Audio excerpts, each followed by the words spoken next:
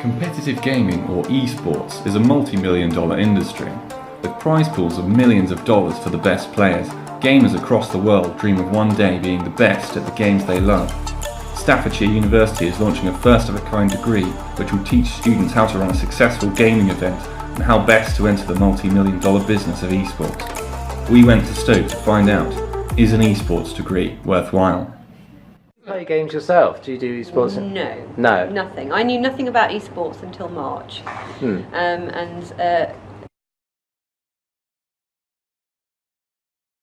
and one of the things that that I found the most interesting, I think, was the fact that one parent said that thank you for developing this degree, because if you hadn't have done it, my son would not want to go to university and actually make their education even longer. And so in terms of widening participation and getting more people to think about higher education, I think this is quite groundbreaking. Before I came here, I was working more in youth marketing, so tended to look at where trends were, and I could see that esports was a big trend, and so worked with Bobby to actually come up with the idea for the degree.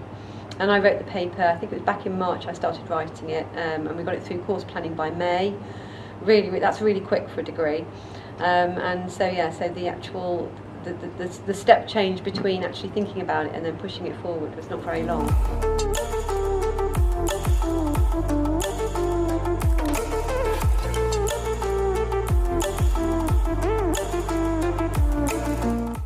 And it caused a lot of controversy because essentially they were going to give grants to students for playing games, and that was good. But then you're just They attracting gave me people. grants are essentially called liver failure.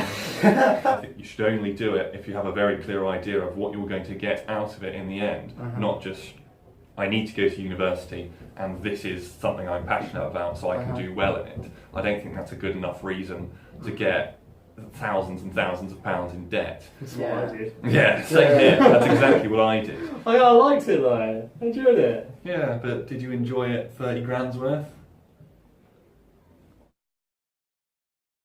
It's hard to teach somebody to be a professional esports player. By the time they're 18, they usually are pretty much there. I mean, one of the top earners is 17 in the world, so he isn't even of university age. So really, it's about players that already play, but maybe didn't make the top league or didn't make the earnings that the top professionals do, because very few actually earn a lot of money out of it.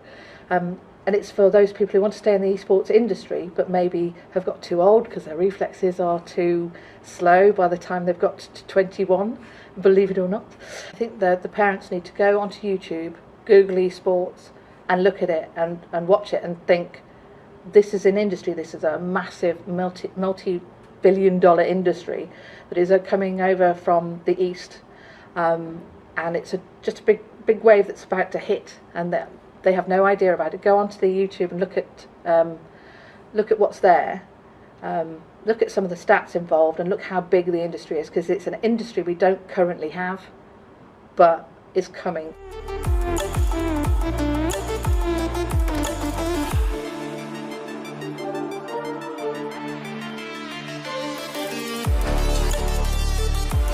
I still think it's kind of abusing everything is. Well, yeah, you could argue it's abusing that person's passion, and maybe a load of people who just don't know what to do with their lives now because they can't be competitive gamers anymore and they want to stay in that industry, so they're being duped into becoming businessmen. I don't know. It just feels like it's such a I don't want to say nothing place, but what I'm saying is that, why'd you go do a degree, like a degree that people probably might not take seriously, in a town that might not be taken seriously, when you could go do a serious degree in a city? Like what? What's a serious degree? So like science, engineering. Well, you did science. You could even what do you do now? Yeah. This is an amazing opportunity for these people that are passionate about what they love to go into the industry that they want to go into. And from my working life, I'm 29 now, my biggest lesson I've ever learned is, as soon as you really know what you want to do, and you find that thing that you really want to do, so like you find that passion and desire to go and do something, if you can get that, the earlier the better. And yeah, that's what this will provide, and it will be an incredible opportunity for them. So.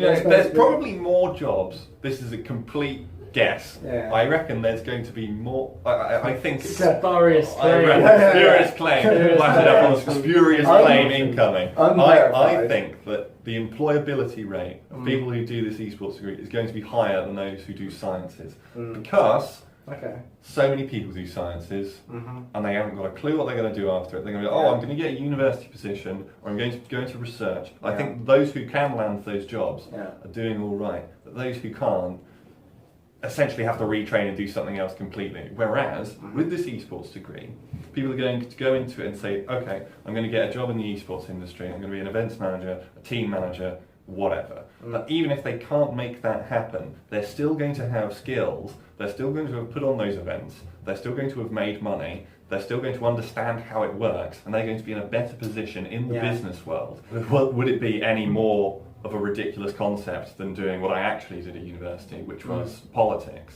I mean, ultimately, that's not served me a huge amount. I do, and I did natural sciences. I'm not doing anything science related. What do you do? What did you do, Michael? Literature.